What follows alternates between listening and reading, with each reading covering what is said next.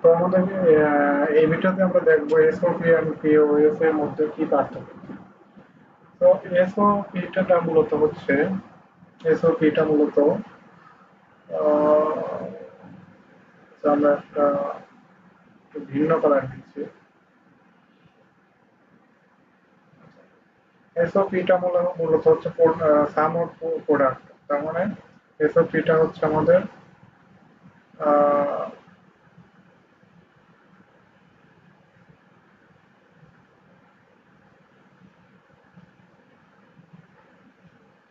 Some of product, আর পিওএসটা হচ্ছে আমাদের product of some. আচ্ছা, এখন হচ্ছে আমরা একটা এক্সাম্পল দিই। সাম অফ প্রোডাক্ট মানে হচ্ছে আমাদের আহ, মানে আমাদের প্রোডাক্ট গুলো আমাদের সাম করতে হবে। মানে আমাদের যে প্রোডাক্ট গুলো পাচ্ছি সেগুলো আমাদের যোগ করতে হবে। দ্যাট মিনস ধরলাম আমাদের ওয়াই ইকুয়াল এ বি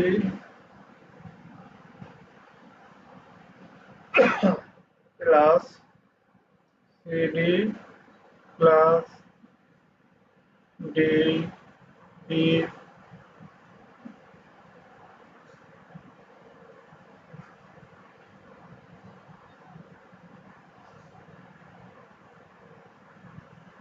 আচ্ছা, ডি বার ই। এটা আমাদের হচ্ছে, এখানে আমাদের কি হচ্ছে মানে এই এ বিটা আমাদের হচ্ছে এখানে প্রোডাক্ট দুটা গুণ করে আমরা যা পাইছি। সিডিটা হচ্ছে একটা প্রোডাক্ট, এখানে ডি বা ইটা হচ্ছে প্রোডাক্ট। তো এখানে সবগুলো সাম করে যেটা পাচ্ছি আমরা এই মিলিতভাবে সাম অফ প্রোডাক্ট, মানে প্রোডাক্ট গুলো সাম করলাম। সিমিলারলি এখানে আমাদের যদি আমরা দেখি প্রোডাক্টের ক্ষেত্রে আমাদের ধরলাম আমরা x equal a plus b into c plus d. সেই ক্ষেত্রে আমাদের আগে এ প্লাস বিটা আমাদের হচ্ছে সাম হচ্ছে, সি প্লাস ডিটাও সাম হচ্ছে, দেন দুটা মিলিতভাবে আমাদের প্রোডাক্ট হচ্ছে, দুটা মিলিতভাবে গুণ হচ্ছে। সেইটা হচ্ছে আমাদের পিওএস। এখন আর একটা বিষয় আমরা জানতে হবে আমাদের, সেটা হচ্ছে সাম অফ প্রোডাক্ট আমাদের সামেশন অফ এম, এটা আমাদের মূলত হচ্ছে মিন টার্মের ক্ষেত্রে ব্যবহৃত হয়। মিন টার্ম,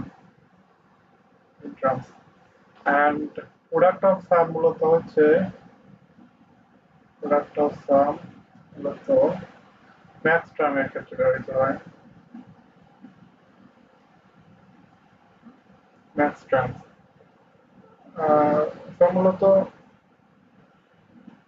এই এই দুইটা এই এই কিছু ইম্পর্টেন্ট জিনিস জানলে আমরা এর মাধ্যমে আমরা ম্যাথগুলো করতে পারবো। নেক্সট যে আমাদের ম্যাথগুলো আসবে